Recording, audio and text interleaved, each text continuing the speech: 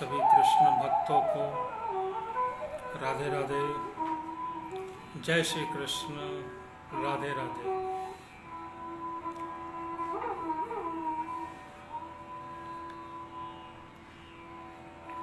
आज महाभागवत महापुराण का शुरुआत हम कर रहे हैं 5वीं खंड से। आज बड़ा सौभाग्य की बात है कि आज महर्षि वेद व्यास जी का प्रादुर्भाव यहाँ पे जन्म हुआ। बहुत ही ग्रंथ उन्होंने लिखा और आज हमारे समक्ष में भारतीय संस्कृति की पुराणों में से एक भागवत महापुराण जो आज हम कथा वाचन कर रहे हैं उन्हीं की देन है।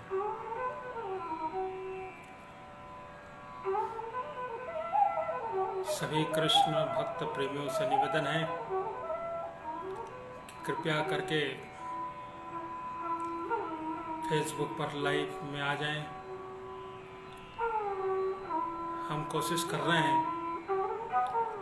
कि इसे यूट्यूब में भी शेयर करें और सभी भक्तों से निवेदन है कि लाइक, शेयर और कमेंट्स करें। कमेंट्स पे राधे राधे लिखें। यूट्यूब में भी देखना चाहें तो यूट्यूब में भी देखें, उसमें लाइक शेयर ज़रूर करें, कमेंट्स करें। चैनल को सब्सक्राइब करें ताकि हमारी अन्य वीडियो भी यथाशीघ्र हम यूट्यूब में ला सकें।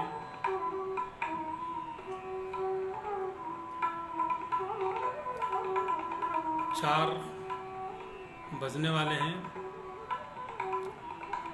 हम थोड़ी ही देर में श्रीमद् भागवत महापुराण की कथा का हिंदी में अनुवाद का पाठ कर रहे हैं।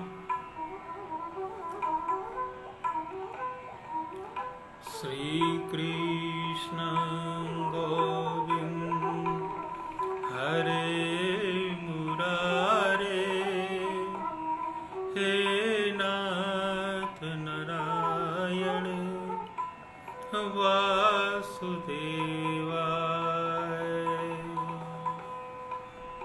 श्री कृष्ण गोविंद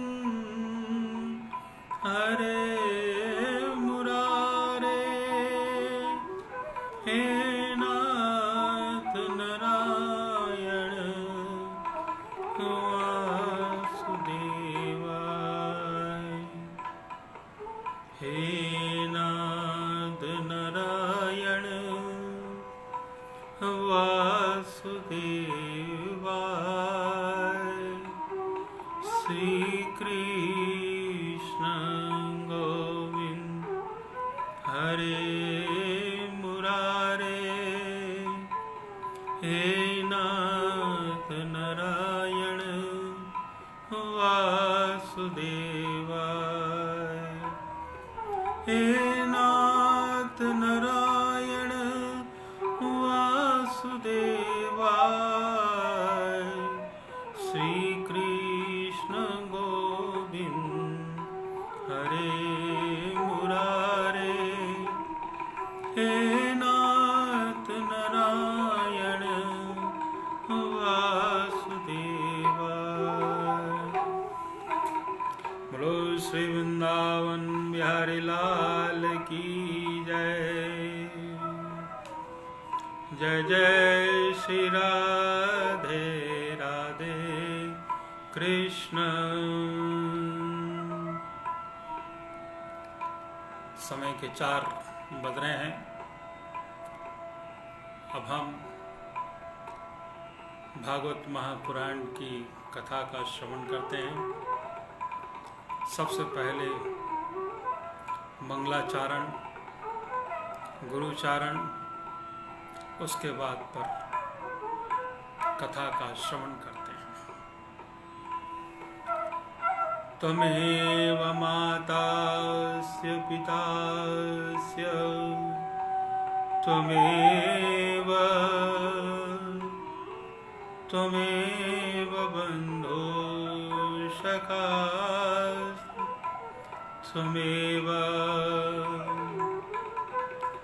त्वमेव विद्या द्रविणं त्वमेव सर्वं मम देवा। मंगलं भगवान् विष्णु मंगलं गरुडध्वजा मंगलं पुंडरीकाक्ष मंगलाय तनोहरि। वक्रतुंड महाकाय सूर्यकोटि संप्रभा निर्विघ्नं कुरुर्मदेव सर्वकार्येषु सर्वदा।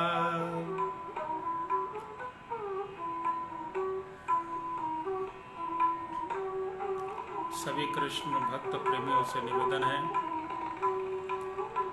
कि फेसबुक पर लाइव में आ जाएं, लाइक शेयर और कमेंट्स करें।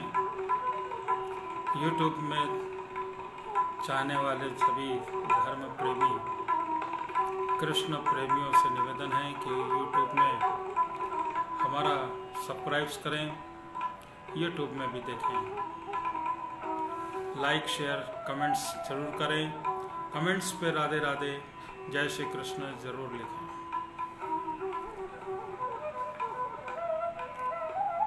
गुरु वंदना करते हैं। गुरु ब्रह्मा गुरु विष्णु गुरुदेवो महेश्वराय गुरु साक्षात् परब्रह्म तस्मै श्री गुरवे नमः।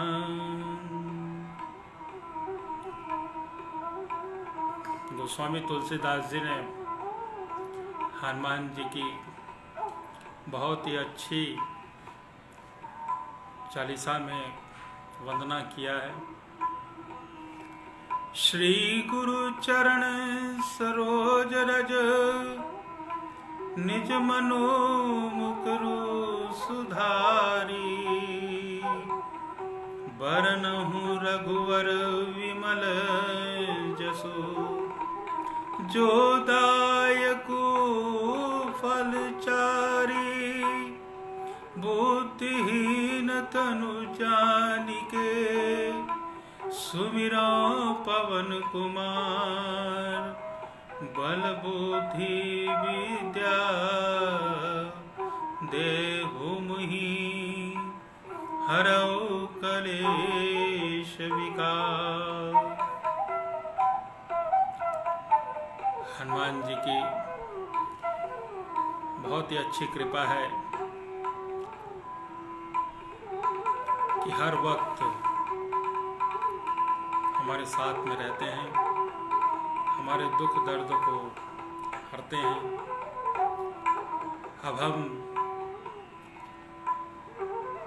श्रीमद् भागवत महापुराण की कथा का हिंदी में रूपांतरण का पाठ करते हैं।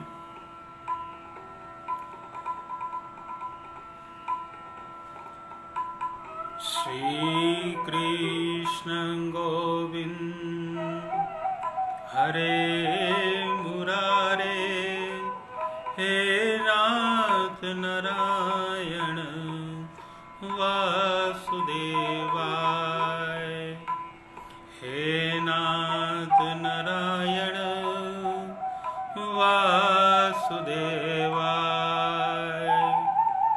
श्री कृष्ण गोविंद हरे मुरारे हे नाथ नारायण वासुदेवाय। श्री वृंदावन बिहारी लाल की जय।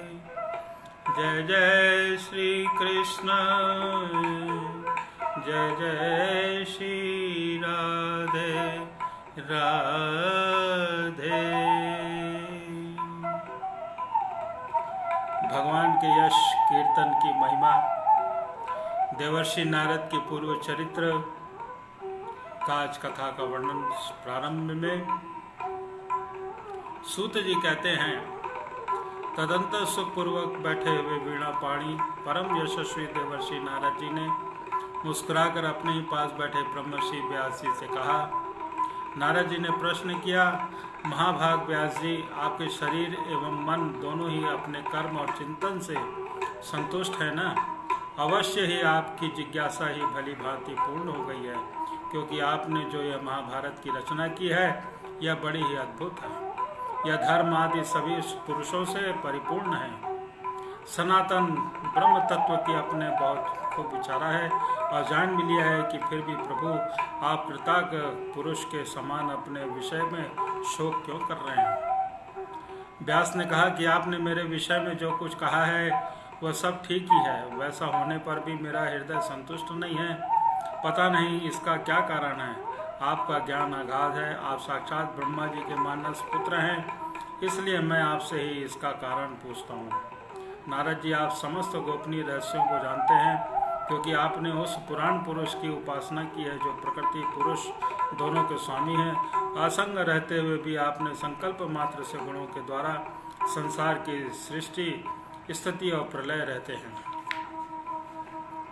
आप सूर्य की भांति तीनों लोकों में भ्रमण करते हैं, योग बल से प्राणवायु के समान सबके भीतर रहकर अंतरकरण के साक्षी भी हैं। योग अनुष्ठान और नियमों के द्वारा परब्रह्म और शब्द ब्रह्म दोनों ही पूर्ण प्राप्ति लेने पर भी मुझ पर जो बड़ी कमी है उसे आप कृपा करके बतलाइए। नारद जी ने कहा कि व्यास जी, आपने भगवान के निर्मल यश का गान प्राय नहीं किया। मेरी ऐसी मान्यता है कि जिसके भगवान संतुष्ट नहीं होते वह शास्त्र या ज्ञान अधूरा है। आपने धर्म आदि पुरुषार्थ जैसा निरूपण किया है, भगवान श्री कृष्ण की महिमा वैसा निरूपण नहीं किया है। जिस वाणी से चाहे वह रस भाव अलंकार आदि युक्त क्यों न हो, जगत को पवित्र करने वाले भगवान श्री कृष्ण के यश का गान कभी नहीं होता। वह तो कौओं के लिए उत्कृष्ट फेंकने के स्थान के समान अपवित्र मानी गई है।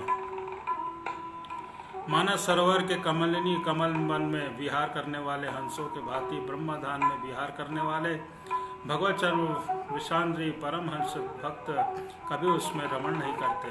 इसके विपरीत उसमें सुंदर रचना भी नहीं है और जो दूषित शब्दों से भी युक्त है, परंतु जिसका प्रत्येक श्लोक भगवान के सुयश सूचक नामों से युक्त है, वह वाणी लोगों के सारे पापों का नाश कर देती है, क्योंकि सत्पुरुष ऐसी ही वाणी का श्रवण गान और कीर्तन किया करते हैं।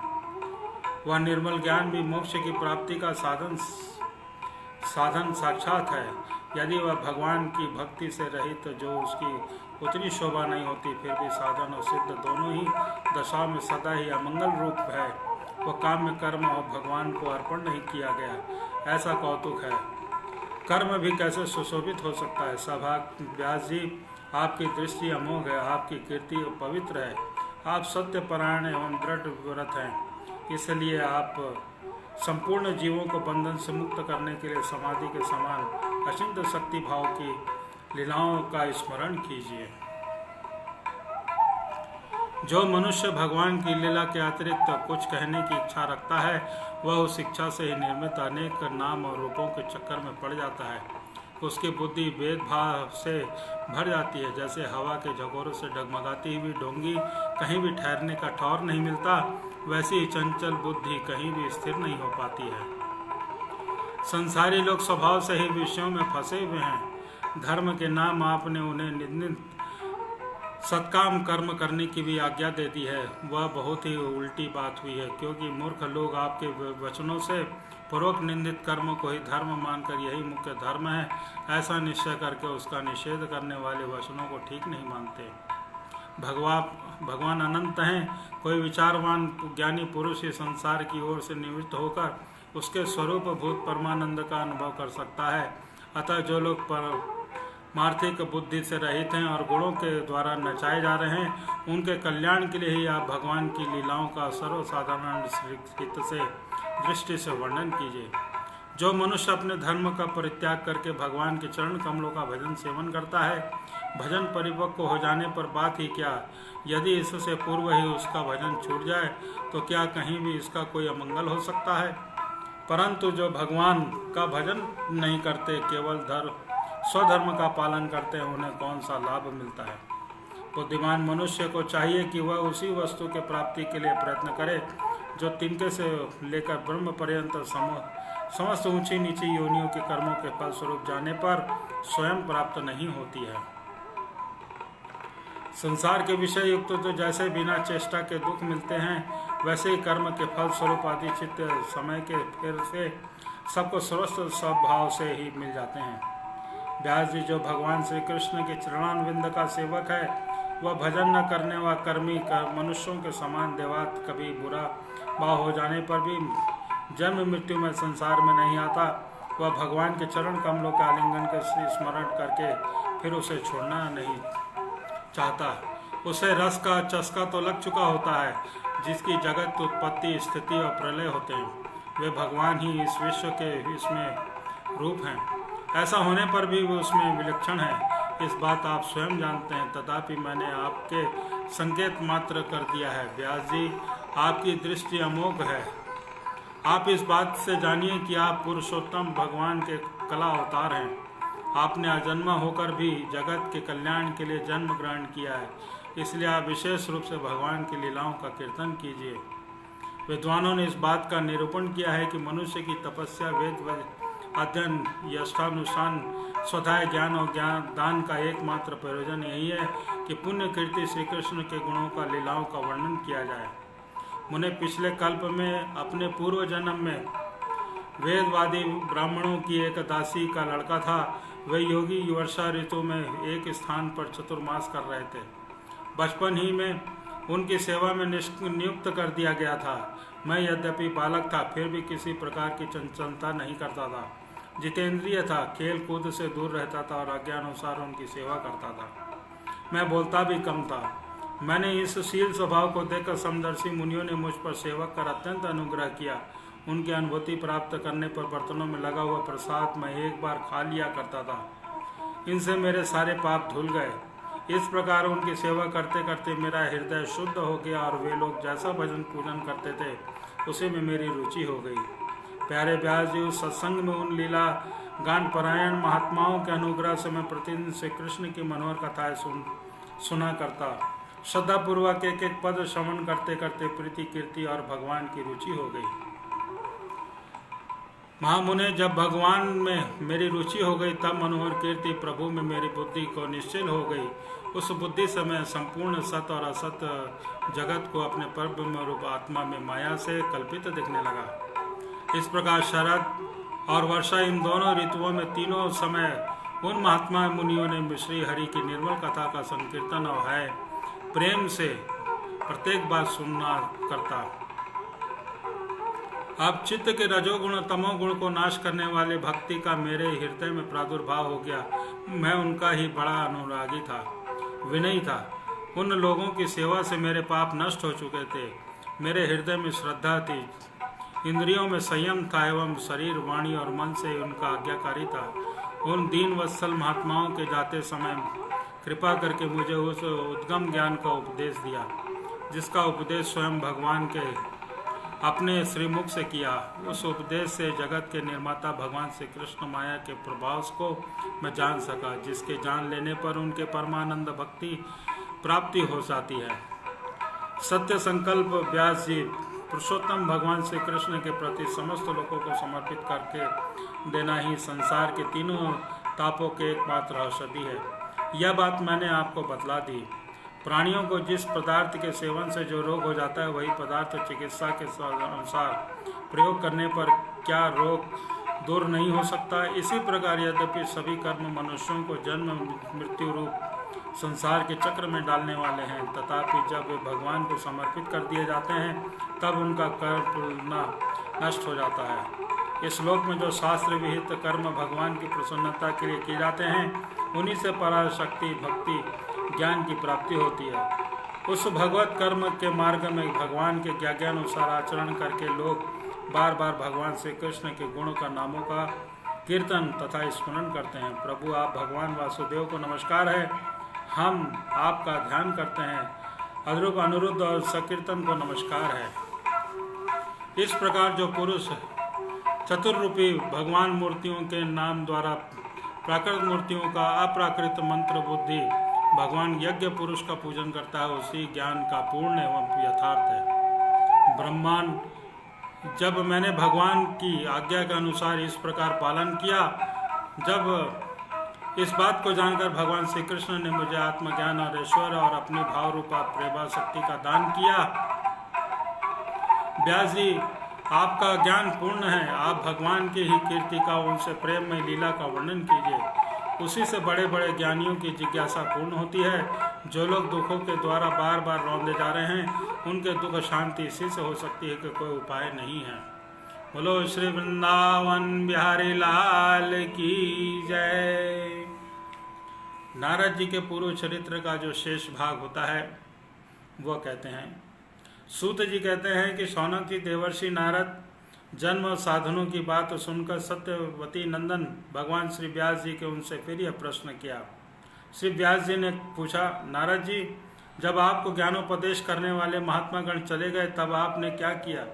उस समय तो आपकी अवस्था बहुत छोटी थी। स्नायुभव यदि आपकी आयु किस प्रकार व्यतीत हुई और मृत्यु के समय आपने किस विधि से अपने शरीर का परित्याग किया? देवर्षि काल में तो सभी वस्तुओं को नष्ट कर देता है, उनसे आपकी इस पूर्व कल्प की स्मृति का कैसे नाश नहीं किया? नारद जी ने कहा, मुझे ज्ञानोपदेश करने वाले महात्मा गण जब चले गए तब मैंने इस प्रकार अपना जीवन व्यतीत किया। यद्यपि उस समय मेरी अवस्था बहुत छोटी थी। मैं अपनी माँ का इकलौता लड़का था। एक तो वह स्त्री थी और दूसरे मूढ़ और तीसरी दासी थी। मुझे भी उसके सिवा कोई सहारा नहीं था। उसने अपने को इसने पास से जकड़ कर रखा था। वह मेरे योगक्षेम की चिंता बहुत करती थी, परंतु पराधीन होने के कारण कुछ नहीं कर पाती। जैसे कठपुतली नाचने वाले की इच्छा के अनुसार नाचती रहती है, वैसे यह संसार ईश्वर के अधीन है। मैं भी अपनी माँ के स्नेह बंधन से बंध कर उस ब्राह्मण बस्ती में ही रहा। मेरी अवस्था केवल 5 वर्ष की थी। मुझे दिशा, देश और काल के संबंध में कुछ भी ज्ञान नहीं था। एक दिन की बात है कि मैंने मेरी माँ के दोहने के लिए रात के समय घर में बाहर निकली। रास्ते में उसके पैर से सांप छू गया। उसने उस बेचारी को डस दिया। उस सांप का क्या दोष? काल की ऐसी ही प्रेरणा थी। मैंने समझा कि भक्तों का मंगल चाहने वाले भगवान का यह भी अनुग्रह है। इसके बाद मैं उत्तर दिशा की ओर चल पड़ा।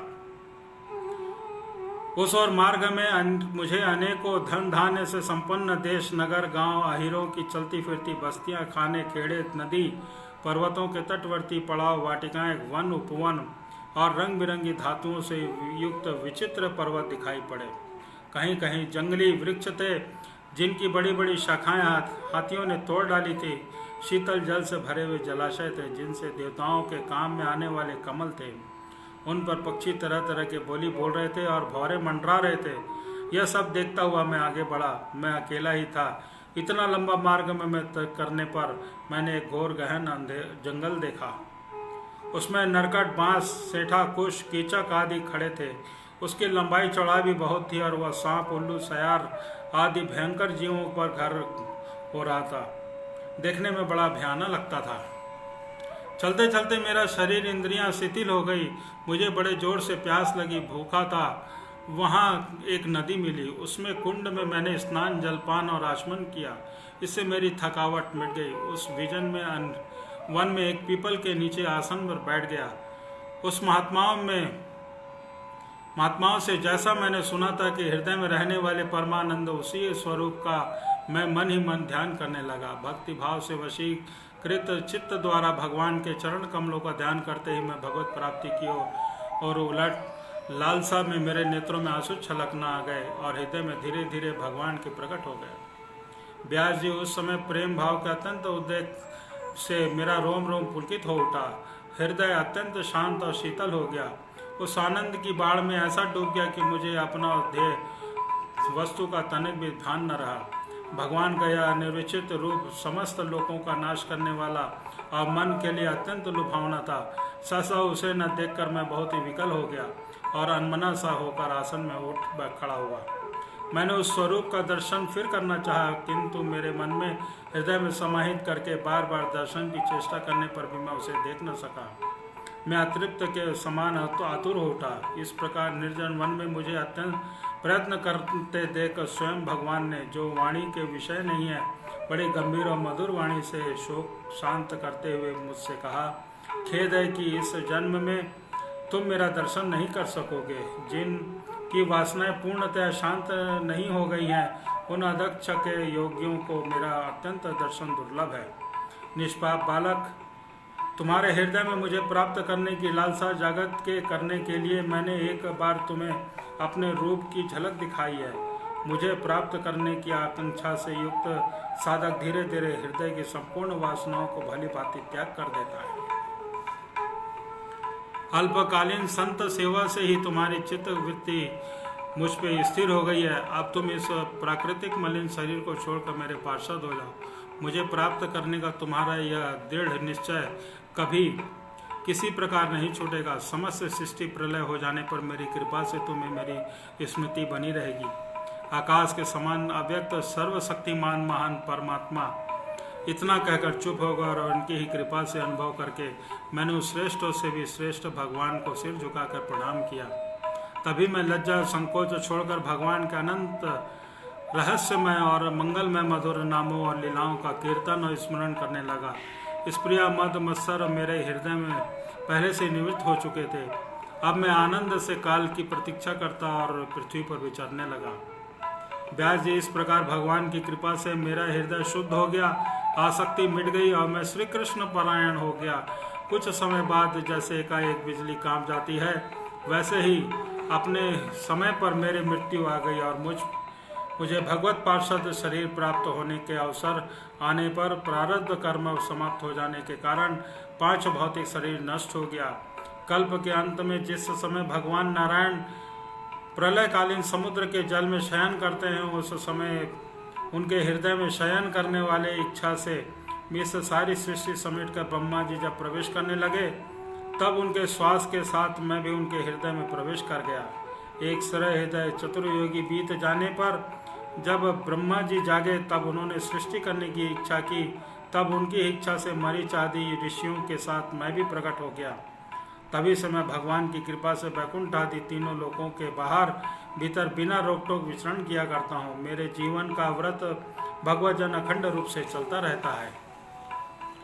भगवान की दी हुई ब्रह्म स्वरूप से विश्ववृत वीणा पर तान छोड़कर मैं लीलाओं का गान करता हुआ सारे संसार में विचरता रहता हूँ। जब मैं उनकी लीलाओं का गान करने लगता हूँ, तब जिनके चरण कमल समस्त चौथी के उद्गम स्थल है और उनका यशोगान मुझे बहुत ही प्रिय लगता है, बुलाए हुए भांति तुरंत मेरे हृदय में आकर दर्शन दे जाते हैं। जिन लोगों का चित्त निरंतर विषय भोगों का कामना से आतुर हो रहा है, उसके लिए भगवान की लीलाओं का कीर्तन संसार सागर से पार जाने का जहाज है। यह मेरा अपना अनुभव है। काम लोभ की चोट से बार बार घायल हुआ हृदय श्री कृष्ण जैसी प्रत्यक्ष शांति का अनुभव करता है।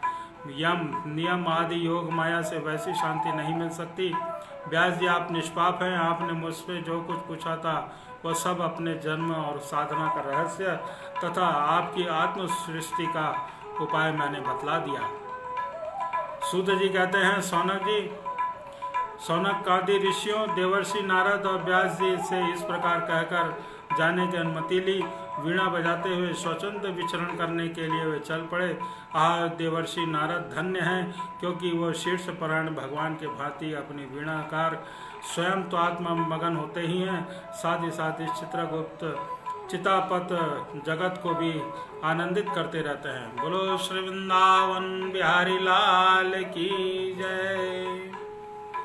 गोविंद जय जय गोपाल जय जय, गोविंद जय जय गोपाल जय जय।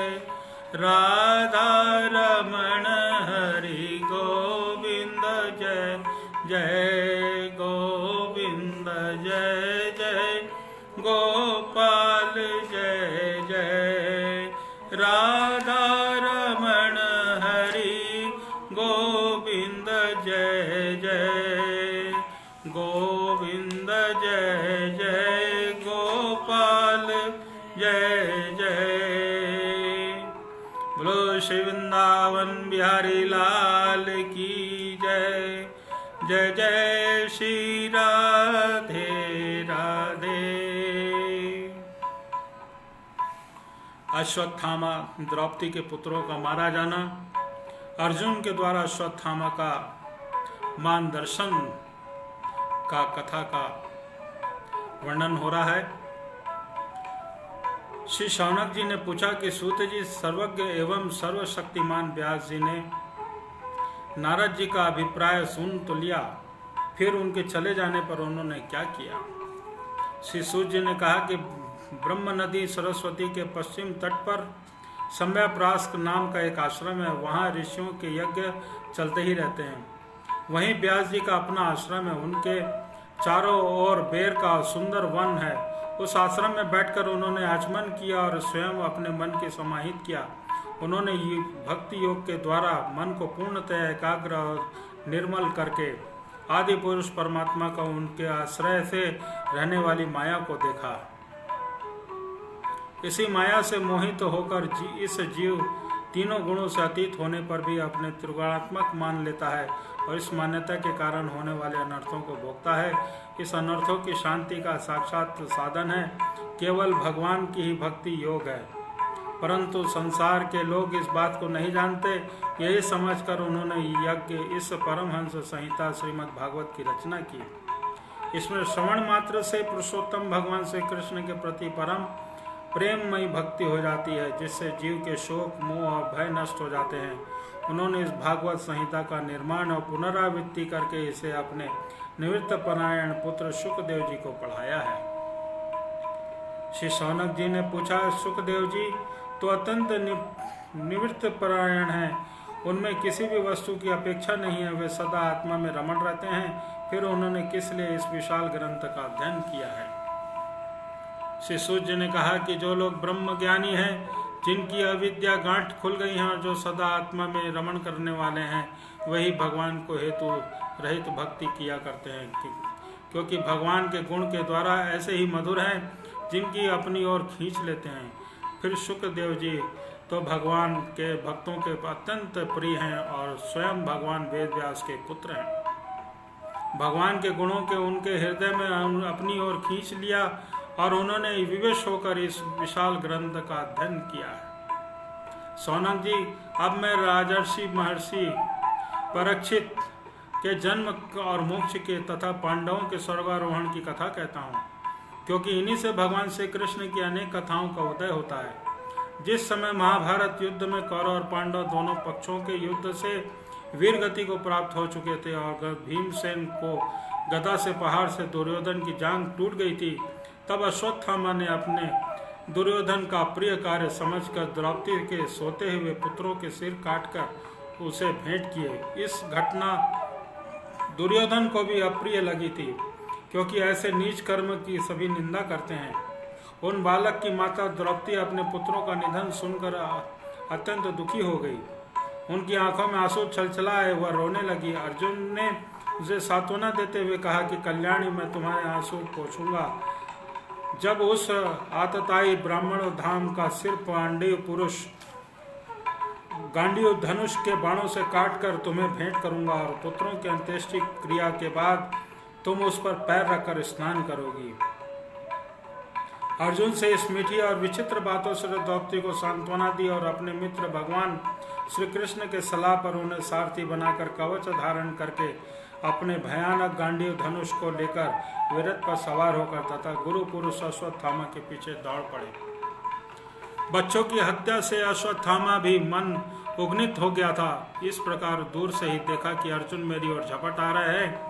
तब वह अपने प्राणों की रक्षा के लिए पृथ्वी पर जहां तहां भाग सकता था रुद्र भयभीत सूर्य की भांति भागता रहा। तब उसने देखा कि मेरे रथ को थोड़े ही थक गए हैं और मैं बिल्कुल अकेला हूँ। तब उसने अपने को बचाने का एकमात्र साधन ब्रह्मास्त्र ही समझा। यद्यपि उसे ब्रह्मास्त्र को लौटाने की विधि मालूम न थी, फिर भी प्राण संकट देखकर उसने आचमन किया और ध्यानस्थ होकर ब्रह्मास्त्र का सावधान किया। उस अस्त्र से सब दिशाओं में एक बड़ा प्रचंड तेज फैल गया। अर्जुन ने देखा कि अब तो मेरे प्राणों पर भी आ बनी है।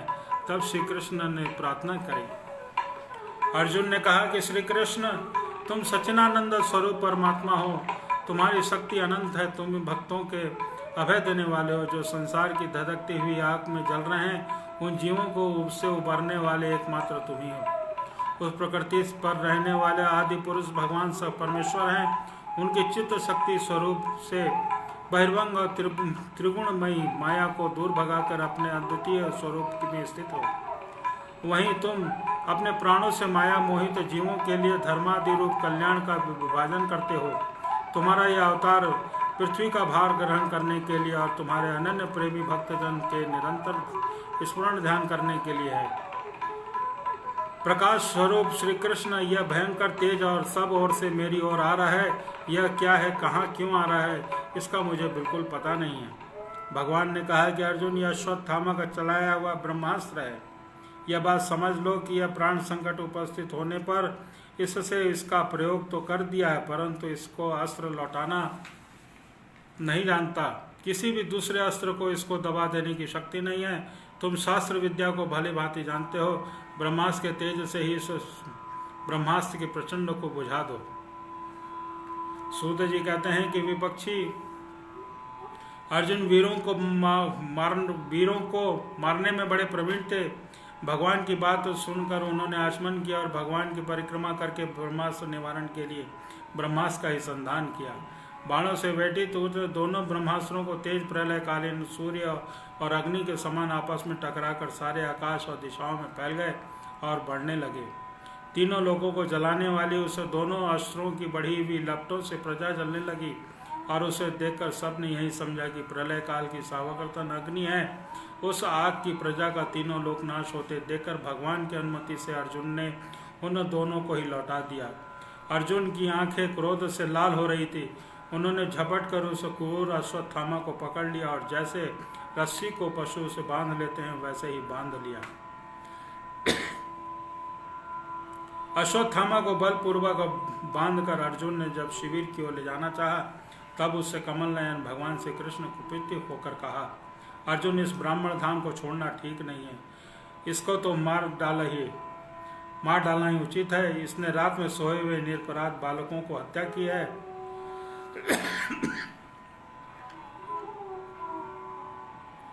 धर्म बेता पुरुष, असावधान मत वाले पागल और सोए हुए बालक, स्त्री, विवेक शून्य, शरणागत, रथहीन, भयभीत शत्रु को कभी नहीं मारते, परंतु जो दुष्ट क्रूर पुरुष और दूसरों को मारकर अपने प्राणों का पोषण करता है, उसका तो वध उसी के लिए कल्याणकारी है, क्योंकि वैसी आदत को लेकर यदि वह जीता है तो भी पाप करता है और उन पापों के कारण नरकगामी हो जाता है। फिर मेरे सामने तो तुमने द्रौपदी से प्रतिज्ञा की थी कि मानती, जिसने तुम्हारे पुत्रों का वध किया है, मैं उसका सिर मैं उतार लाऊंगा। इस पापी कुलांगर आशातीत तुम्हारे पुत्रों का वध किया है और अपने दुर्योधन का भी दुख पहुंचाया है। इसलिए हे अर्जुन, इसे मार डालो। भगवान श्री कृष्ण की अर्जुन की धर्म परीक्षा लेने के लिए इस प्रेरणा की और उसका अर्जुन हृदय महान था। यद्यपि अश्वत्थामा उनके पुत्रों की हत्या की, फिर भी अर्जुन ने मन से गुरुपुत्रों को मारने की इच्छा नहीं हुई। इसके बाद अपने मित्र सारथी श्री कृष्ण के साथ वे अपने युद्ध शिविर में पहुंचे। यहाँ अपने मृत पुत्रों के लिए शोक करती हुई द्रौपदी को उसने सौंप दिया। द्रौपदी ने देखा कि अश्वत्थामा पशु की तरह बांध कर लाया गया है। निंदित कर्म करने के कारण उसका मुख नीचे की ओर झुका हुआ है। अपना अनिष्ट करने वाले गुरुपुत्र अश्वत्थामा को मारकर इस प्रकार अपमानित देखकर द्रौपदी का कोमल हृदय कृपा से भर आया और उसने अश्वत्थामा को नमस्कार किया। गुरुपुत्र का इस प्रकार बांध कर लाया जाना सती द्रौपदी को सहन नहीं हुआ। उसने कहा कि छोड़ दो, इसे छोड़ दो। ये ब्राह्मण है, हम लोगों को अत्यंत पूजनीय है, जिसकी ही कृपा से आपने रहस्य सारे धनुर्वेद और तथा उपसंहार के कारण शास्त्र का ज्ञान प्राप्त किया है, वे आपके आचार्य द्रोण के पुत्र के रूप में आपके सामने खड़े हैं। उसकी अर्धांगिनी कृपा अपने वीर पुत्रों की ममता से है, अपने पति का अनुसरण नहीं कर सकी, वे अभी जीवित हैं। महाभाग्यवान आर्य पुत्र, आप तो बड़े धर्मज्ञ हैं। जिस गुरु पुरुष की नित्य पूजा वंदना करनी चाहिए, उसको व्यथा पहुंचाना आपके योग्य कार्य नहीं है। जैसे मैंने आपके बच्चों पर मर जाने से दुखी हो रही हूँ, वैसे मेरी ओर से बार बार आंसू निकल रहे हैं, वैसे ही इनकी माता प्रतिवत गौतमी न रोएं। जो छल राजा अपने कृतज्ञ ब्राह्मण कुल को कुपित कर देते हैं और कुपित ब्राह्मण कुल उन राजाओं को सपरिवार शोकांतिक में डालकर शीघ्र ही भस्म कर देता है। सूत जी ने कहा, सौनक जी, ऋषियों द्रौपदी की बात धर्म और न्याय के अनुकूल थी, इसमें कपट नहीं था, करुणा और समता थी। अतः राजा युधिष्ठिर ने रानी के इस हित भरे श्रेष्ठ वचनों का अभिवादन किया। साथ ही नकुल, सहदेव, सात्विक और अर्जुन, स्वयं भगवान श्री कृष्ण वहां पर उपस्थित सभी नर नारियों को द्रौपदी की बात का समर्थन किया। उस समय क्रोधित होकर भीमसेन ने कहा, जिसने सोते हुए बच्चों को न अपने लिए और न स्वामी के लिए बल्कि व्यर्थ ही मार डाला है, उसका तो वध उत्तम ही है। भगवान श्री कृष्ण ने द्रौपदी भीमसेन की बात सुनकर अर्जुन की ओर देखकर कुछ हंसते हुए कहा। भगवान श्री कृष्ण बोले, पतित ब्राह्मण का भी वध नहीं करना चाहिए, क्योंकि आत्मातीत मार डालना ही चाहिए। शास्त्रों से मैंने यही दो बातें कही है, इसलिए मेरी ओर आज्ञाओं का पालन करो। तुमने द्रौपदी की सांत्वना देते समय जो प्रतिज्ञा की थी, उसे भी सत्य करो। साथ ही भीमसेन, द्रौपदी और जो मुझे प्रिय है वो भी करो। सूत जी कहते हैं कि भगवान अर्जुन के हृदय की बात तुरंत तड़ गए और उन्होंने अपनी तलवार से अश्वत्थामा के सिर की मणि उसके बालों के साथ उतार ली। बालकों की हत्या करने से वह श्रीहीन तो पहले से ही हो गया, अब मणि और तेजस्व भी रहित हो गया। इसके बाद उन्होंने रस्सी का बंधन खोलकर उसे शिविर से निकाल दिया। मूंड देना, धन छीन लेना और स्थान से बाहर निकाल देना, यही ब्राह्मण धर्मों का वध है। इसके लिए इसके भिन्न शारीरिक वध का विधान नहीं है। अपने पुत्रों की मृत्यु की से द्रौपदी और पांडव शोकातुर हो रहे थे, तब उन्होंने अपने मरे हुए भाई बंधुओं का देहांती अंत्येष्टि क्रिया करी।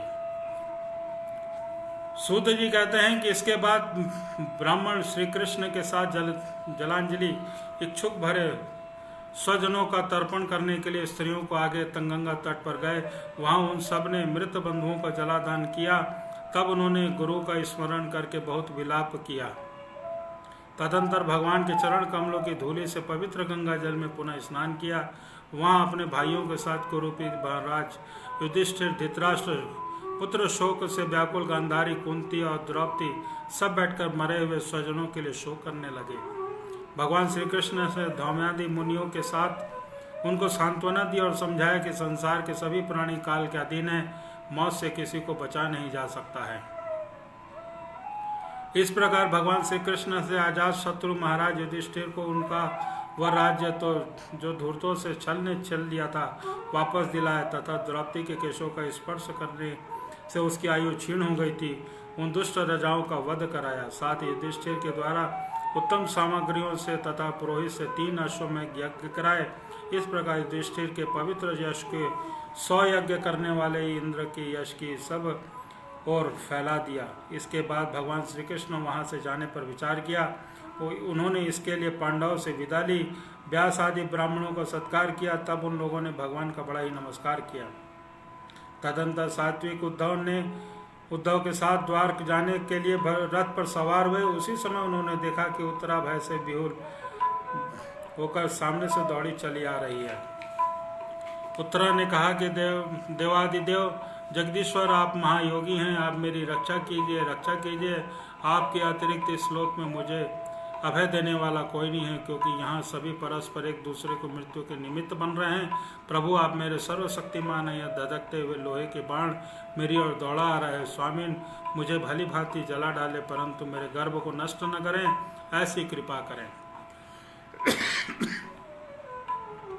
सूत जी कहते हैं कि भक्त वत्सल भगवान श्री कृष्ण उसकी बात सुनते ही जान गए कि अश्वत्थामा ने पांडवों के वश को निर्विष करने के लिए ब्रह्मास्त्र का प्रयोग किया है। शौनक जी, उसी समय पांडवों ने देखा कि जलते हुए 5 बाण हमारी ओर आ रहे हैं, इसलिए उन्होंने भी अपने अपने अस्त्र उठा लिए।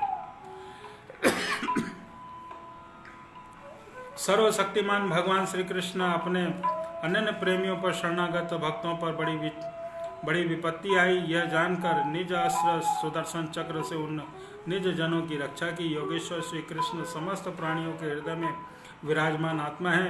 उन्होंने उत्तरा के गर्भ को पांडवों की वंश परंपरा चलाने के लिए अपनी माया के कवच से ढक दिया। शौनक जी, यद्यपि ब्रह्मास्त्र अमोघ है, उसके निवारण का कोई उपाय भी नहीं है, फिर भी भगवान श्री कृष्ण के तेजस के सामने आकर वह शांत हो गया।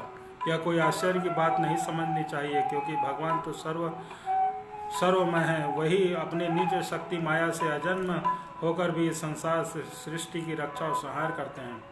जब भगवान श्री कृष्ण जाने लगे, तब ब्रह्मास्त्र की ज्वाला से मुक्त होकर अपने पुत्रों के और द्रौपदी के साथ सती कुंती ने भगवान श्री कृष्ण की ओर इस प्रकार स्तुति की। कुंती ने कहा कि समस्त जीवों के बाहर और भीतर एक रस स्थित है, फिर भी इंद्रियों और वृत्तियों से देखे नहीं जाते, क्योंकि आप प्रकृति से आदि पुरुष परमेश्वर है। मैं आपको नमस्कार करती हूँ। इंद्रियों से जो कुछ जाना है, उसी की तह में आप विद्यमान रहते हैं और अपनी ही माया से परदेश में को ढके रहते हैं। मैं अमोद नारी और अविनाशी पुरुषोत्तम की भला कैसे जान सकती हूँ। जैसे मूढ़ लोग अपना भेष बदलते हुए नट को प्रत्यक्ष देख नहीं पाते, वैसे ही आप देखते हुए भी दिख नहीं पाते। आप शुद्ध हृदय वाले, विचारशील और जीवमुख परमहंसी हृदय में अपनी प्रेममयी भक्ति का सृजन करने के लिए अवतीर्ण हुए हैं। फिर हम अल्प बुद्धि स्त्रियां आपको कैसे पहचान सकती हैं।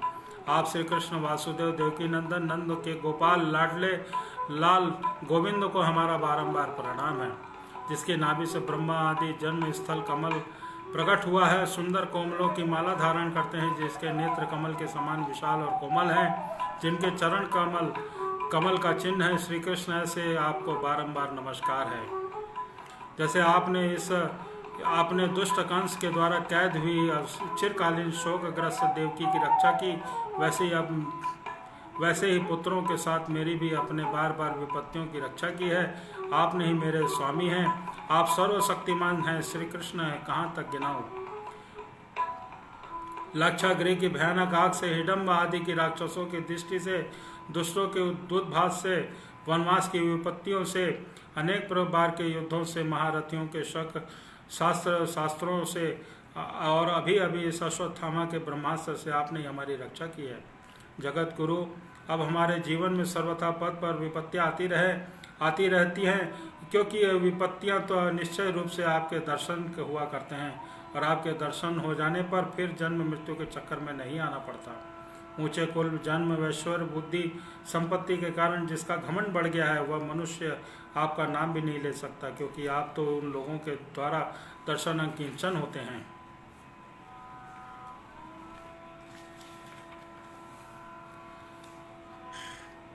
आप निर्धनों के परम धन हैं। माया का प्रपंच आपका स्पर्श नहीं कर सकता। आप अपने आप में विहार करने वाले परम शांत स्वरूप हैं।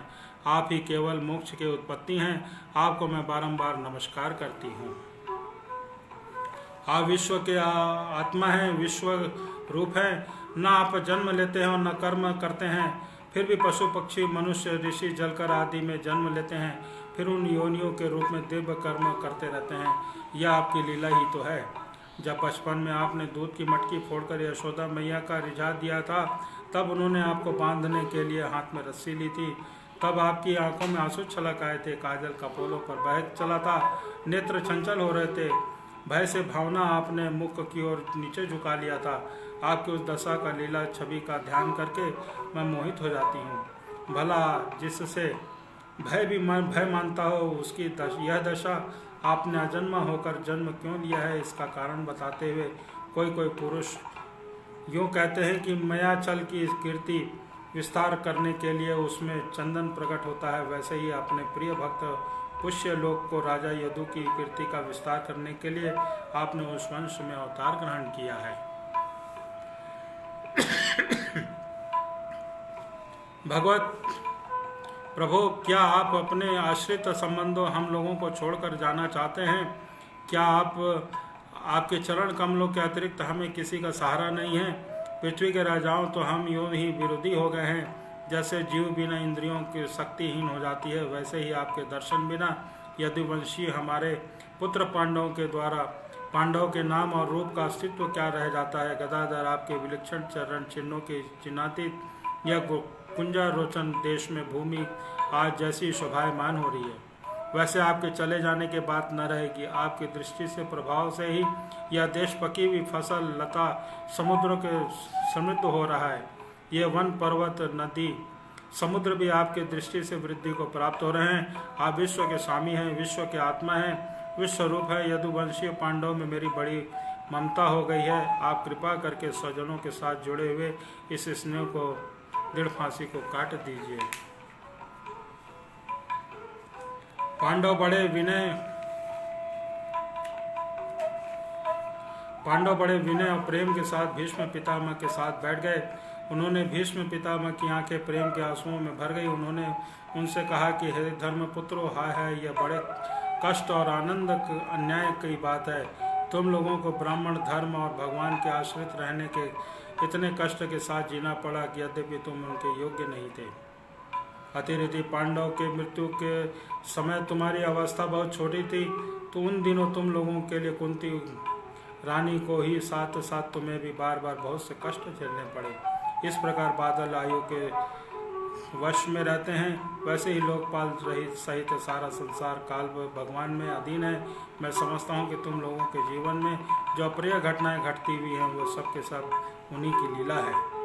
नहीं तो जो साक्षात भगवान धर्म पुत्र राजा युधिष्ठिर, गदाधारी भीमसेन हो, धनुधारी अर्जुन रक्षा का काम कर रहे हो, गांडीव धनुष, और जो स्वयं श्री कृष्ण सहद हो, भला वहाँ भी विपत्ति की संभावना है। ये काल रूप श्री कृष्ण क्या करना चाहते हैं, इस बात कभी कभी कोई नहीं जानता।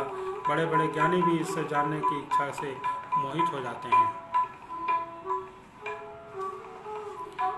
ये श्री कृष्ण भगवान साक्षात हैं। इन सब के आदिकरण परम पुरुष नारायण है। अपनी माया से लोगों को मोहित करते हुए यदि वंशों में छिपकर लीला करते हैं।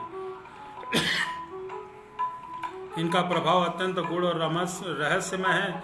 युधिष्ठिर, उसे भगवान शंकर, देवर्षि नारद, स्वयं भगवान कपिल ही जानते हैं, जिन्हें तुम अपना मेरा भाई और प्रिय मित्र और सबसे बड़ा हितु मानते हो, जिन्हें तुम्हें प्रेम वश अपना मंत्री दूत और सार्थिक बनाने में संकोच नहीं करते हुए स्वयं परमात्मा है। यह इस सर्वात्मा समदर्शी अद्वितीय अहंकार रहित निष्पाप परमात्मा में उन ऊंचे ऊंचे कार्यों के कारण कभी इसी प्रकार की विषमता नहीं होती है।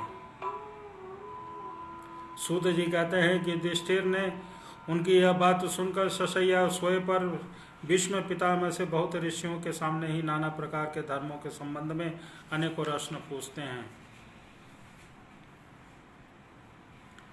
तब तत्ववेता भीष्म पितामह ने वर्ण और आश्रम के अनुसार उनके पुरुष स्वाभाविक धर्म, वैराग्य तथा राग के कारण विभिन्न रूप से बतलाए हुए निवृत्त और प्रकृति रूप में द्विविध धर्म, दान धर्म, राज धर्म, मोक्ष धर्म, स्त्री धन धर्म और भगवत धर्म, इन सब का अलग अलग संक्षेप और विस्तार से वर्णन किया। सौनक जी इसके साथ ही धर्म, अर्थ, काम, मोक्ष, इन चारों पुरुषों की इस प्राप्ति का साधनों का अनेकों उपकान इतिहास सुनाते हुए विभाग का वर्णन किया है। भीष्म पितामह इस प्रकार धर्म का प्रवचन कर रहे थे। उत्तरायण का समय आ पहुंचा और जिसे मृत्यु को अपने अधीन रखने वाले भगवत परायण योगी लोग चाहा करते हैं, उस समय हजारों रथियों के नेता भीष्म पिता ने वाणी का संयम करके मन को सब ओर से हटाकर अपने सामने आदि पुरुष भगवान श्री कृष्ण में लगा दिया। भगवान श्री कृष्ण अंदर से चतुर्भुज होकर विग्रह होकर उस समय पीताम्बर फहरा रहा था। भीष्म पिता उसी आंखों में एकटक लग गई और शास्त्रों की चोट से पीड़ा हो गई। तब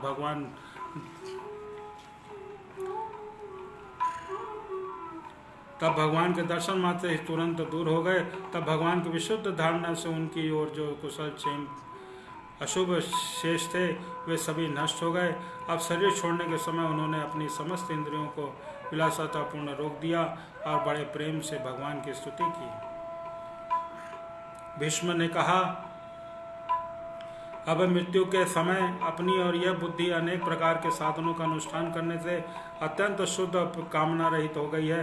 यदुवंश शिरोमणि अत्यंत भगवान श्री कृष्ण चरण कमलों को समर्पित करता हूँ, जो सदा सर्वदा अपने आनंदमय स्वरूप के स्थित रहते हुए भी कभी विहार करने वाली लीला से इच्छा से प्रकृति स्वीकार नहीं कर लेते। अपनी सृष्ट परंपरा चलती है, जिसका शरीर त्रिभुवन सुंदर और श्याम के समान सांवला है, जिस पर सूर्य रमणी के समान स्वयं पीताम्बर लहराता है, कमल सुदृश मुख पर घुंघराली अटकलें लटकती हैं, उस अर्जुन सखा श्री कृष्ण मेरे निष्कपट प्रति है। अपने मित्र अर्जुन की बात सुनकर जो तुरंत ही पांडव सेना और कौरव सेना के बीच में अपना रथ ले गए,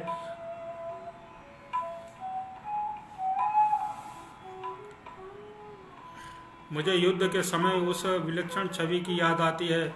उन्होंने मुख पर लहराते हुए घुंघराले बाल घोड़ों पर टाप धूल से मटमैले हो गए थे और पसीने की छोटी छोटी बूंदें शोभायमान हो रही थी।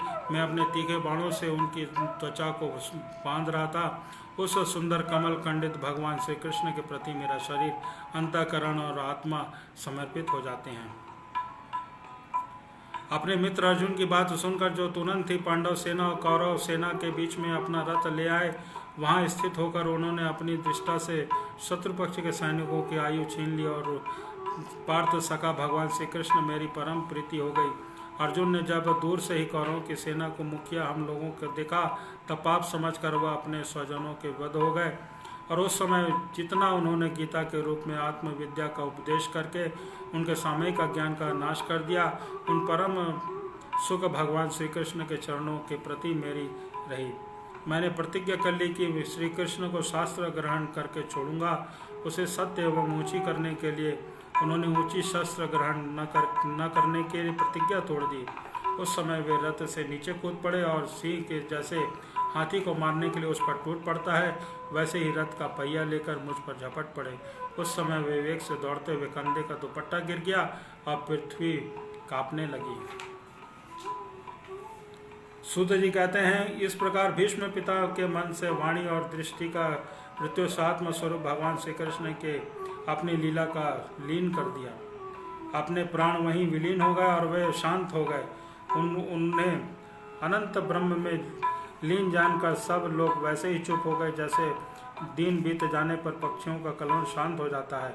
उस समय देवता मनुष्य नगारे बजने लगे, साधु स्वभाव के राजा उनकी प्रशंसा करने लगे और आकाश से पुरुषों की वर्षा होने लगी। शौनक जी, युधिष्ठिर ने उनके मृत शरीर की अंत्येष्टि क्रिया कराई और कुछ समय के लिए वे शोक मग्न हो गए। उस समय मुनियों के बड़े आनंद से भगवान श्री कृष्ण के उनके रहस्य नाम को लेकर स्तुति करने लगे। इस प्रकार अपने हृदय को श्री कृष्ण बनाकर वे अपने अपने आश्रमों को लौट गए। तदनंतर भगवान श्री कृष्ण के साथ युधिष्ठिर हस्तिनापुर चले गए और उन्होंने वहां अपने चाचा धृतराष्ट्र और तपस्विनी गांधारी को ढांढस बंधाया। फिर धृतराष्ट्र की आज्ञा और भगवान श्री कृष्ण की अनुमति से समर्थ राजा युधिष्ठिर अपने वंश परंपरागत साम्राज्य का धर्म पूर्वक शासन करने लगे। बोलो श्री वृंदावन बिहारी लाल की जय। गोविंद जय जय गोपाल जय जय, गोविंद जय जय गोपाल जय जय, राधा रमण हरि गोविंद जय जय, गोविंद जय जय गोपाल जय जय, गोविंद जय जय गोपाल जय जय, राधा रमण हरि गोविंद जय जय, गोविंद जय जय गोपाल जय जय। आज का मंगल पाठ श्रीमद् भागवत महापुराण की कथा को हम यहीं विराम देते हैं। कल फिर 4 बजे हमारा यह पाठ शुरू होगा। समस्त धम्म प्रेमी भक्त जनों से निवेदन है कि वह 4 बजे पुनः एक बार फिर आ जाएं और हमारे इस प्रोग्राम को लाइव टेलीकास्ट जो चल रहा है उसको लाइक, शेयर और कमेंट्स ज़रूर करें, राधे राधे लिखें। और यूट्यूब में भी इस प्रोग्राम को देख सकते हैं। यूट्यूब के लिए भी आप लाइक, शेयर और कमेंट्स करें और हमारा चैनल को सब्सक्राइब जरूर करें। आज गुरु पूर्णिमा है। गुरु पूर्णिमा के अंत में आज के दिन समस्त गुरुओं को हम अपने माता पिता को सर्वस्व प्रणाम करते हैं, वंदना करते हैं। जय जय श्री राधे राधे, जय जय श्री राधे राधे। मंगल